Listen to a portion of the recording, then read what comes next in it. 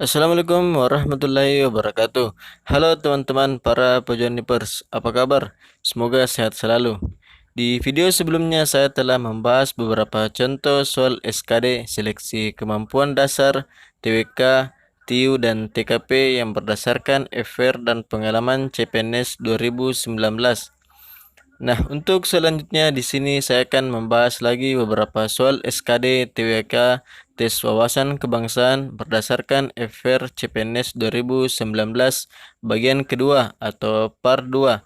Namun sebelum itu, bantu dan support channel ini agar saya terus bisa membagikan soal dan update info mengenai CPNS 2021 dengan cara klik tombol subscribe dan nyalakan loncengnya. Oke, terima kasih. Kita masuk ke pembahasan soalnya. Nomor pertama, memberikan santunan biaya untuk pendidikan kepada anak yang tidak mampu merupakan pengamalan Pancasila sila ke A1, B2, C3, D4, E5. Ya, jawabannya adalah E.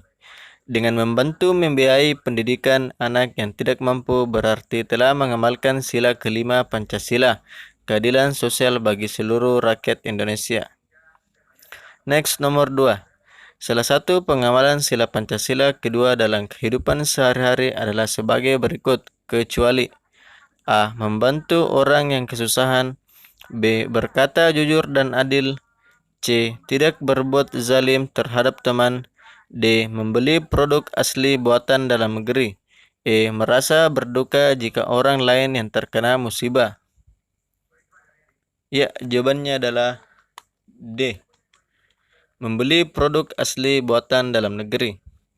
Nah, untuk option A merupakan butir ketujuh sila kedua, yaitu gemar melakukan kegiatan kemanusiaan. Yang B merupakan butir ke-8 dari sila kedua, yaitu berani membela kebenaran dan keadilan. Option C merupakan butir ke-1 sila kedua, mengakui dan memperlakukan manusia sesuai dengan harkat dan martabatnya sebagai makhluk Tuhan Yang Maha Esa.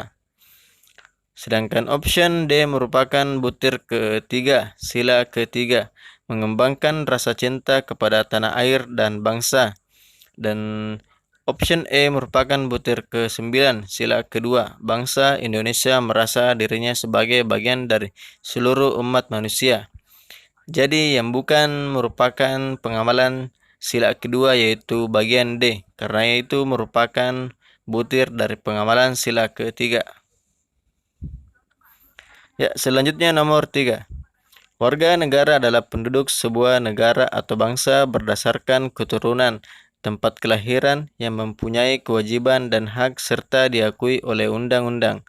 Di Indonesia, pengakuan status warga negara diatur dalam pasal A. Pasal 25, B. Pasal 26, C. Pasal 27, D. Pasal 28, atau E. Pasal 29. Ya, jawabannya adalah B. Pasal 26. Pasal 26 ayat 1. Yang menjadi warga negara ialah orang-orang bangsa Indonesia asli dan orang-orang bangsa lain yang disahkan dengan undang-undang sebagai warga negara. Ayat kedua, penduduk ialah warga negara Indonesia dan orang asing yang bertempat tinggal di Indonesia. Selanjutnya nomor 4. Majelis Permusyawaratan Rakyat atau MPR adalah lembaga legislatif bikameral yang merupakan salah satu lembaga tinggi negara dalam sistem ketatanegaraan Indonesia. Beberapa tugas dan wewenang MPR, kecuali A. Mengubah dan menetapkan Undang-Undang Dasar, B. Mengawasi jalannya undang-undang, C. Melantik Presiden dan Wakil Presiden, D. Memberhentikan Presiden dan Wakil Presiden, E. Memilih Presiden. Ya, jawabannya adalah B. Tugas dan wewenang MPR. Yang pertama itu mengubah dan menetapkan Undang-Undang Dasar. Yang kedua, melantik Presiden dan Wakil Presiden.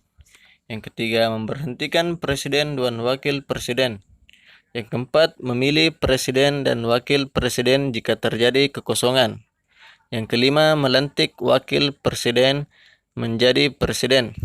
Ya, jadi di sini jawabannya itu B. yang bukan tugas atau wewenang dari MPR, yaitu mengawasi jalannya undang-undang. Kemudian yang kelima, Indonesia adalah negara kepulauan yang berciri Nusantara yang batasnya telah diatur oleh undang-undang. Batas Indonesia yang paling utara adalah A. Halmahera, B. Gorontalo, C. Pulau Rote, D. Pulau W, atau E. Pulau Miangas. Ya, jawabannya adalah E. Miangas. Berdasarkan pasal 25A Undang-Undang Dasar 1945, Indonesia adalah negara kepulauan yang berciri Nusantara yang batasnya telah diatur oleh undang-undang. Batas bagian utara Miangas, batas bagian timur Merauke, batas bagian selatan Pulau Rote, dan batas bagian barat yaitu Pulau W. Selanjutnya nomor 6. Selat yang terletak di antara Pulau Bangka dan Pulau Belitung adalah A. Selat Bangka, B. Selat Belitung, C. Selat Gaspar, D. Selat Haspari, atau E. Selat Minang. Ya, jawabannya adalah C. Selat itu suatu wilayah yang berupa perairan dengan ukuran yang sempit. Selat bisa diartikan juga suatu perairan yang menghubungkan dua pulau. Selat Gaspar merupakan selat yang menghubungkan dua pulau, yaitu Pulau Bangka dan Pulau Belitung. Nomor 7. UNESCO atau United Nations Education, Scientific and Cultural Organization adalah sebuah organisasi di bawah Perserikatan Bangsa-Bangsa yang bertujuan untuk mendukung perdamaian dan keamanan dengan mempromosikan kerjasama antar negara melalui pendidikan, ilmu pengetahuan, dan budaya dalam rangka meningkatkan rasa saling menghormati yang berlandaskan kepada keadilan, peraturan hukum, HAM, dan kebebasan hakiki. Indonesia menjadi anggota UNESCO sejak 27 Mei 1950. Keanggotaan ini tidak terlepas dari pandangan politik luar negeri yang bebas dan aktif, serta pandangan bahwa multilateralisme menjadi sandaran Indonesia dalam mengembangkan kerjasama global. Apa tujuan dari masuknya Indonesia sebagai anggota UNESCO? A. Melindungi budaya Indonesia dari klaim negara lain. B. Menyamaratakan pendidikan Indonesia dengan bangsa lain. C. Ikut terjun berpartisipasi dalam hubungan luar negeri. D. Budaya dan pendidikan Indonesia perlu bantuan dari pihak PBB. E. Indonesia merupakan negara dengan tingkat pendidikan tertinggi di Asia Tenggara. Ya, jadi jawaban dari nomor 7 adalah A, yaitu melindungi budaya Indonesia dari klaim negara lain. Untuk pembahasannya itu ya, tujuan Indonesia ikut UNESCO adalah beberapa poin. Yang pertama itu meningkatkan mutu pendidikan masyarakat Indonesia. Yang kedua, melindungi budaya Indonesia dari klaim negara lain.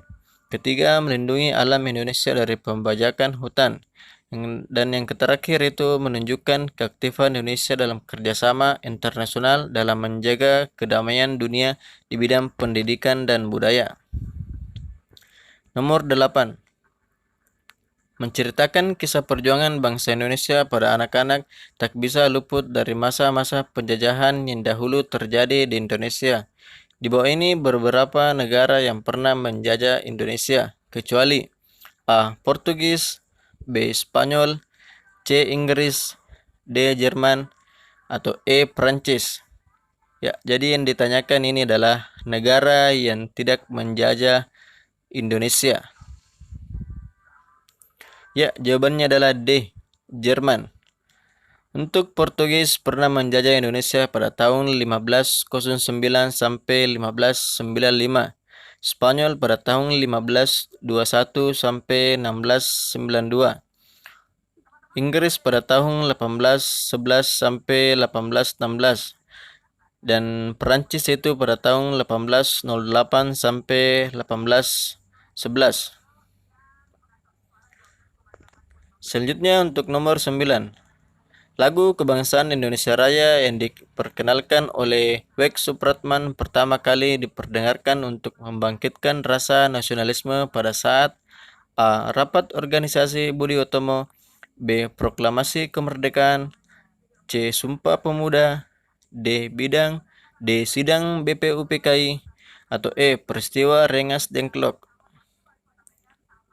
Ya, jawabannya adalah C. Sumpah Pemuda. Indonesia Raya adalah lagu kebangsaan Republik Indonesia. Lagu ini pertama kali diperkenalkan oleh komponisnya Weg Rudolf Supratman atau Wer Supratman pada tanggal 28 Oktober 1928 pada saat Kongres Pemuda II di Batavia.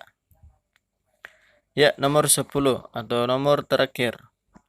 Penggunaan tanda baca seru yang menyatakan perasaan atau emosi terdapat pada kalimat A. Benar, Bu, saya tidak mengambil uang itu. B. Aku tidak percaya lagi semua ucapanmu. C. Cepat datanglah kemari. D. Wow, indah sekali pemandangan di sini. E. Kerjakan tugasmu dengan baik. Ya, jawaban yang paling tepat adalah D. Wow, indah sekali pemandangan di sini. Untuk option A yaitu menyatakan kesungguhan, sedangkan B menyatakan ketidakpercayaan, dan option C dan E menyatakan perintah. Ya, sekian dulu untuk video pembahasan kali ini. Semoga dapat bermanfaat. Dan terakhir jangan lupa untuk like, komen, serta share video ini.